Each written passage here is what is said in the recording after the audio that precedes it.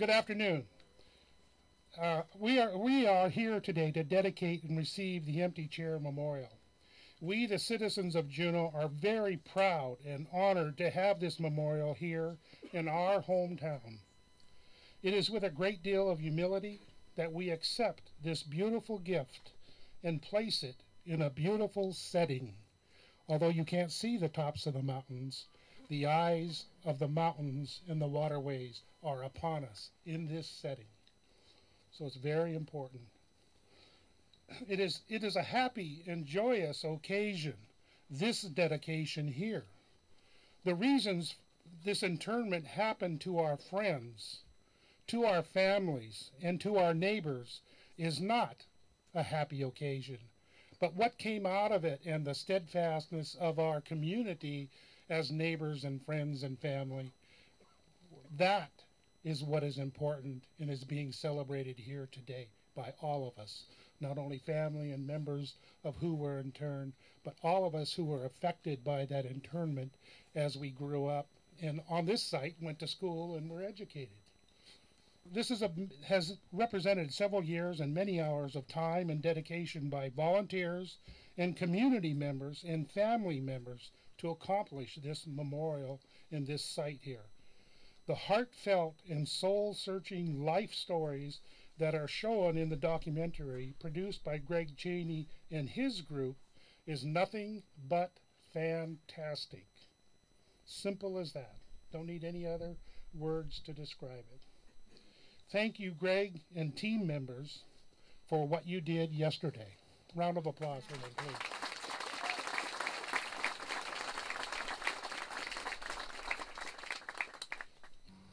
I think the chair is in the proper place, if you look at where it sits and how it sits, because it lets John and all the other internees sit and look and watch over all of the government functions and entities that are below us and around us. I think that's really important. First, I want to preface this by saying, I'm not an accomplished speech maker. I'm just a friend. But I do have some things to say, and my friends would tell you, yes, indeed, she probably does have something to say.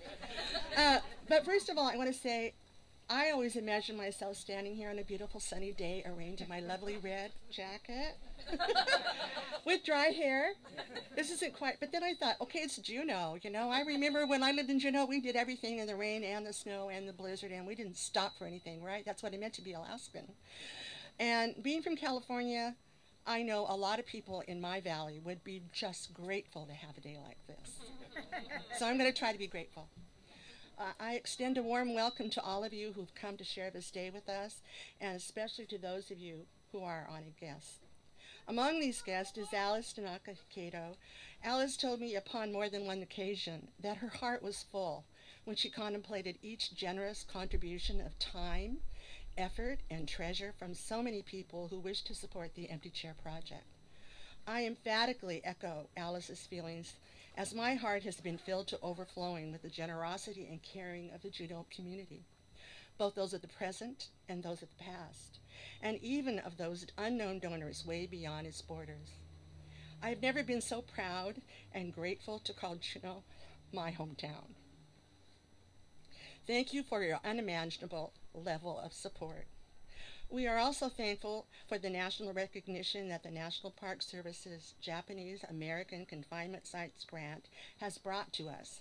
It will connect us to similar sites in our country. We extend many thanks to Peter Raikwam, the chair's artistic creator, who heard John Tanaka's story from his sister Mary. He brought it to life with his compassionate heart and visionary zeal, and we feel that it is magnificent. Thanks are also due to Greg Cheney for his documentary, which illuminates the story of the empty chair so eloquently, and to my sister Carleen Grummett, whose own history of the Juneau Japanese community sensitively and skillfully knits together the stories of all the families affected in our dedication booklet. Thank you to the Juneau Douglas City Museum for highlighting the lives of 8 Juneau families in their exhibit, It's a Wonder to Behold. Fumi Matsumoto's art adds an important emotional component to the display, which enriches it all. We are delighted by the fact that our chair sits here on the grounds of the former Juneau Grade School. Many of us attended school here throughout our childhood. In fact, I think I still have some gravel embedded in my knees from the It's also close to the site of its twin, the original Juneau High School, now called the Legislative Affairs Building, where the empty chair story took place. There are several alumni of Juneau High School here with us today, and I'm one of them. Thank you to the City of Juneau for allowing our chair to rest upon this spot. The memorial is fortunate, as your mayor mentioned, to have this beautiful and sheltering backdrop of Mount Juneau. It adds an element of majestic allure to the site. Though the City of Juneau itself may have changed in many aspects since 1942, Mount Juneau has not. To me, this mountain is a steadfast companion in a shared past whose memories still echo down through 72 years of Juneau history and reverberate into the present. So it only took us 72 years to do this. Among those memories are the enduring friendships which developed here in our earliest years. Those memories inspired a wish on our part to help heal any remaining feelings of humiliation or pain that may still remain even after all of these years in those who were taken from us. Friendship and a firm sense of community have always been at the heart of all we have endeavored to accomplish. I also love how the memorial faces the channel and the ever-changing vista of Juneau. It has the potential to educate and influence the future, for although we wish to honor the past, it's the future of our children and grandchildren we also want to affect. The original chair was placed as a silent protest of the forcible removal and incarceration of Juneau's Japanese community at the class of 1942's graduation. Our fervent hope is that this chair will remind future generations that although sometimes we are powerless to prevent injustice, in the words of Elie Wiesel, a Holocaust survivor, there should never be a time when we fail to protest it. So here it will sit, a powerful and somber symbol of a heartwarming yet poignant Juneau story. It will be a continuing reminder to rededicate ourselves to the noblest ideals our country holds dear. Ideals we learned here at Juneau Grade School, ideals which were embedded in the pledge we gave to our flag each morning, and which always ended with the same 6 familiar yet still inspiring words, with liberty and justice for all. May these words always ring true. Thank you. And now, I would like to introduce our most honored guests. Could you please stand and be acknowledged by all present, each in your own turn? Okay? Mary Tanaka Abba.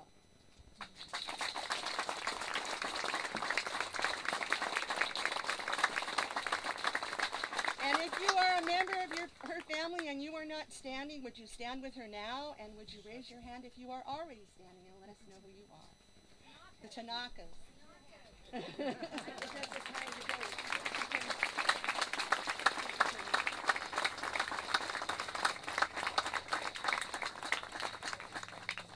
Kiichi Akagi, represented by his grandson, Randy Wanamaker.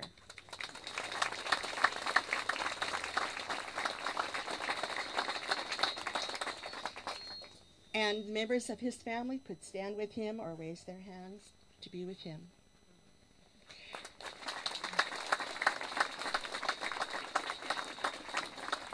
Walter Fukuyama.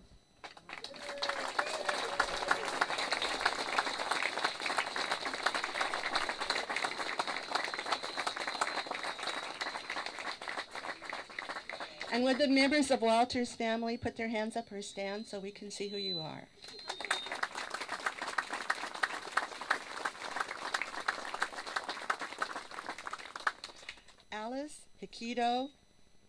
Alice Tanaka Hikido.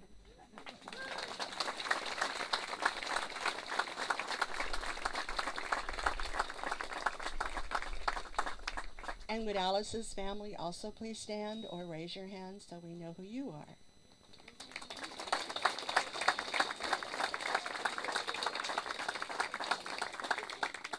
Sam Kito.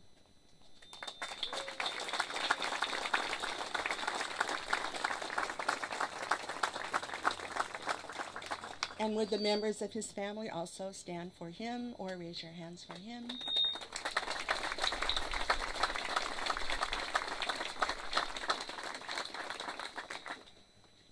Sam and Gim Taguchi, represented by their granddaughter, Lisa Taguchi. Daughter? No, daughter.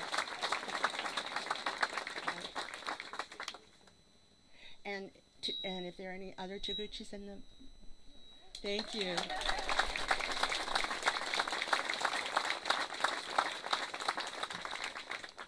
John Tanaka, represented by his wife, Jean Tanaka.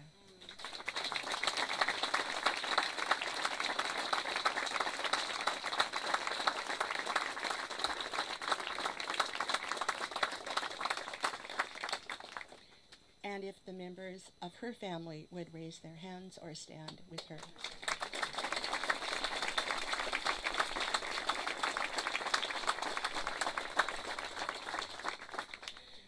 William Tanaka, represented by his son, Mike Tanaka.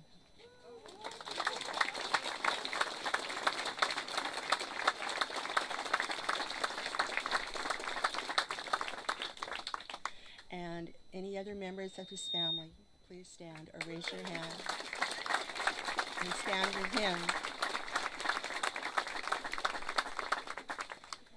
And frankly, what I was just thinking is that we should all stand with them. So let's everybody stand with them and give them hand.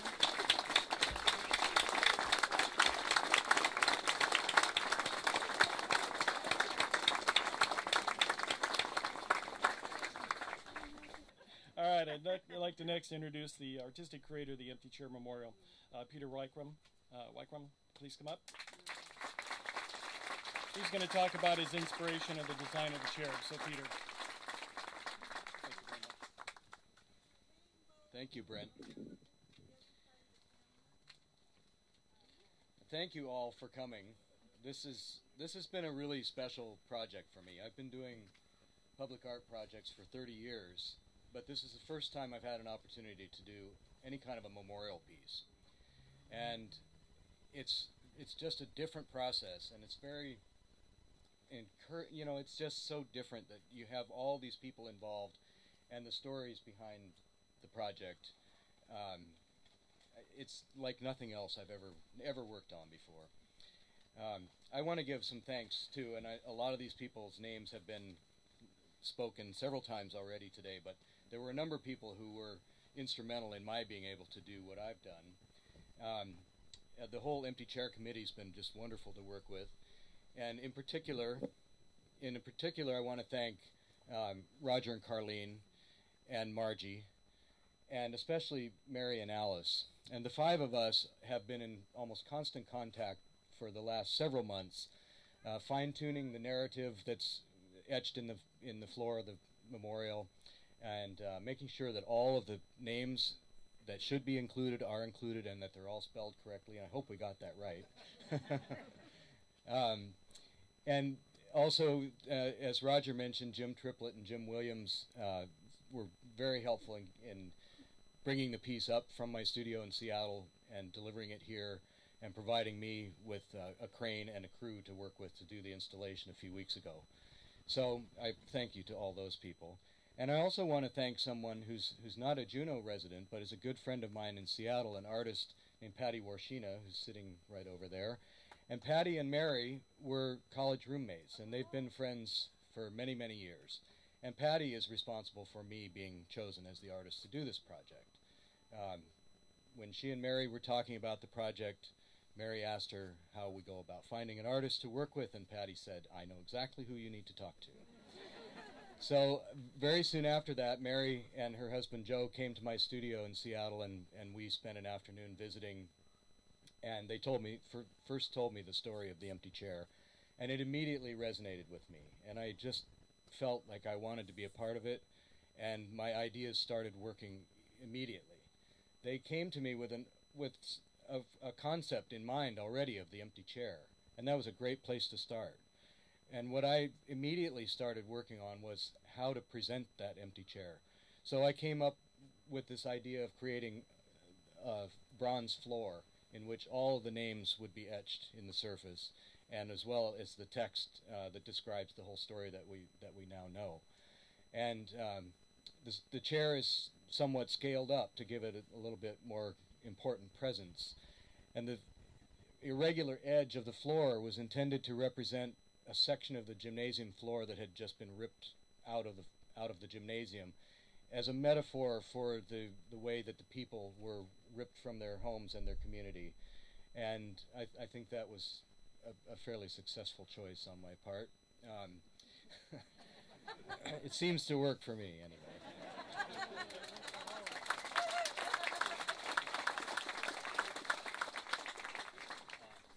So that's the piece will change somewhat over time. It's made of bronze, and it's a very beautiful material that will last and last in a marine environment like this. You can already see that the color is changing somewhat, and over time it will continue to change. It will gain character and patina as it ages. So it will eventually turn a little bit more of a greenish brown color. There's a lot of copper in this particular bronze alloy. And also, as people start to interact with the piece, there will be areas that will be polished and burnished from people handling them. So the seat and back will eventually have a little bit more sheen to them, as well as the area of the floor directly in front of the chair where people step up to sit down. So thank you all very much. I can't tell you how honored I am to be a part of this community. I really feel in the way that the families were welcomed back after their internment. I feel like the city of Juneau and all the people I've met here have welcomed me and made me a part of this community. And it's hard to express how honored I am to be a part of it. Thank you.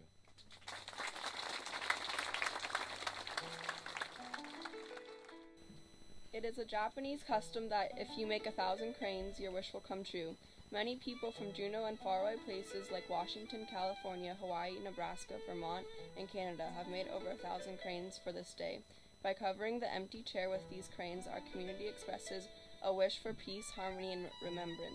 And now we will proudly reveal the chair to all present.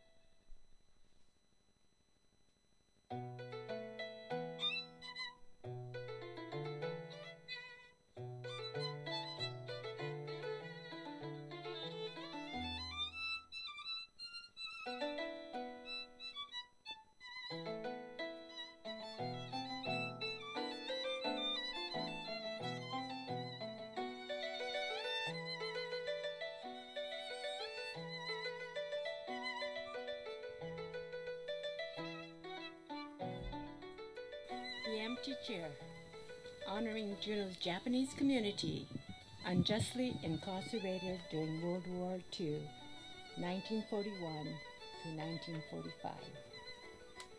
The artist, Peter Reichman.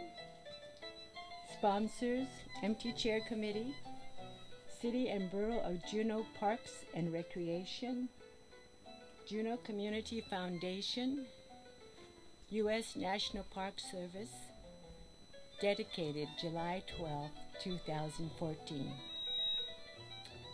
After Japan bombed Pearl Harbor on December 7, 1941, people of Japanese ancestry living on America's West Coast were forcibly removed and incarcerated in isolated government internment camps. In May 1942, the seniors at Juneau High School left an empty chair during their graduation ceremony to underscore the absence of their Japanese-American valedictorian, John Tanaka. By extension, this empty chair honors all of the Japanese uprooted from their homes and communities. The empty chair memorial represents the void the people of Juneau felt for their friends and neighbors impacted by this injustice. The names of those interned are etched on the bronze floor.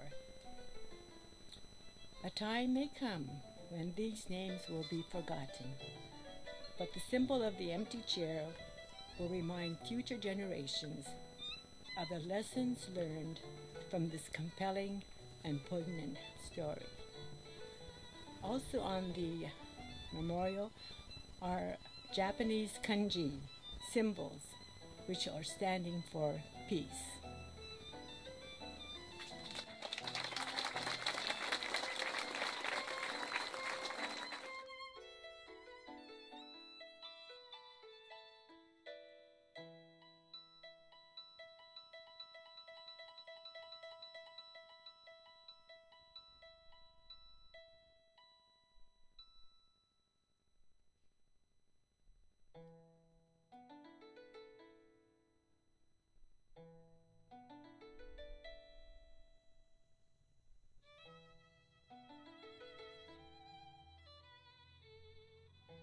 This Japanese folk song was written in 1914 and sung in almost every Japanese elementary school.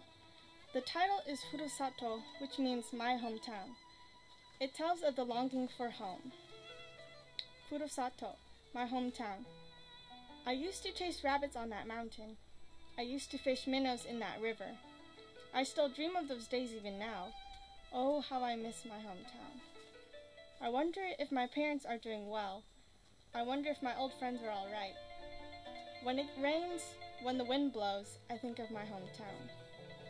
Once I've done what I've set out to do, I'll return to what used to be my home, where the mountains are green, the water is clear, my hometown. Kichi Henry Akagi, William Akagi, Hikohachi Fukuyama, Mume Fukuyama, Ethel Fukuyama, Walter Fukuyama, Thomas Fukuyama, Usuke Hamada, Hakuyo Inoue, Thomas Itabashi, Shikanosuke Ito, Tora Bob Kanazawa, T. Kato, and Utaka Kazama. Saburo Sam Kito Sr., Amelia Kito, Barbara Kito, Harry Kito, John Kito, Sam Kito Jr., Katsutaro Komatsubara, Tsuyo Komatsubara, Rose Komatsubara, Nancy Komatsubara, Patricia Komatsubara, Gary Komatsubara, Takashi Kono. Haruo Ham Kumasaka, Torihe Kuwamoto, Kojiro Matsubayashi, Henry Maeda, Takao Mac Mori, Toyojiro Moriuchi, Thomas Mukai, Mac Nakamura, Masaki Nakamura, Paul Shimizu, Yakei Shiota, Takeshi Gim Taguchi, Isamu Sam Taguchi.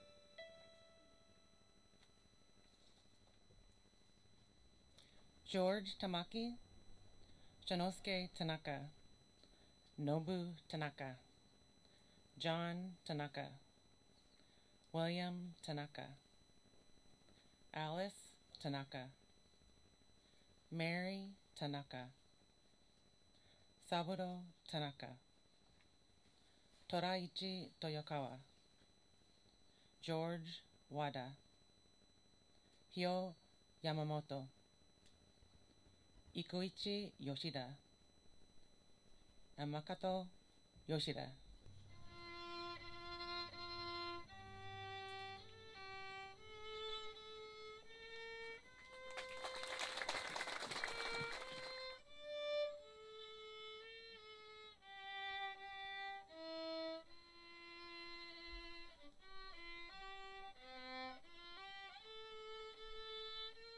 Thank you, You're our Marie. guest here. You know, I had all this to say at one time, but I'm not going to say it. I'm really overwhelmed by this beautiful celebration, this empty chair, that the city of Juneau, the Park and Recreation Department, and all these committee people, I never knew there were so many that could put something like this on. You know, they must have all had one heart and one spirit to do it. And I'm sure this is what happened. And, you know, John really deserved this honor. I didn't know John very well in Juneau. Alice said it's because they lived in the south end and I lived in the north end of Franklin Street.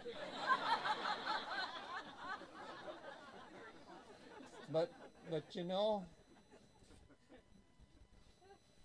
my dad would come around, about every so many months, and show me the paper, and it says, look, John made the honor roll again. It sounded like, where's your name? Well, I better quit, but I want to say thank you for the city of Seattle and the Parks Department and all these wonderful committee people that put this wonderful empty chair program on so I could witness it. I gotta give credit to my God who sustained me all these years so I could come here today to witness what has transpired for the Japanese who were evacuated during the war. And I give thanks to my daughter Nancy Albright and her husband and their two sons who escorted me up here. I wasn't planning on coming, but with their help I made it, and I'm sure glad that I made it here. And thank you all for it.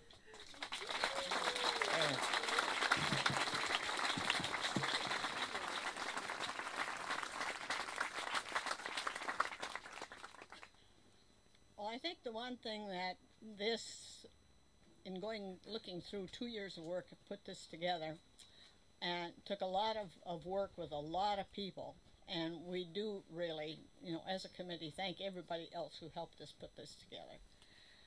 But I think that looking back on the graduation that day and talking with some of my classmates and Walter's classmates afterwards, that empty chair signified a lot. It meant that we had lost a lot of our community. And the war actually came home to all of us maybe in looking at that empty chair. And I guess it bothered a few of us then when the next year we didn't have an empty chair for Walter. and we should have. So, you know, we could go back and blame A.B. Phillips. Maybe he missed his chance the next year. But nevertheless, we thank him for John's empty chair. But it is so nice to have so many of these families now come back again, and for us to get the chance to meet them. Because when they did come back after the war, and all the kids that were in school together again, as all of us who had been growing up here, you know, we were all one big family again. And so we're right back to that once more. And it's so nice to know that Walter could come, because we kept saying, hearing all this, he might or he might not, but his family got together and they made the decision for him, and so that was great. And with that, I think that's all we have to say.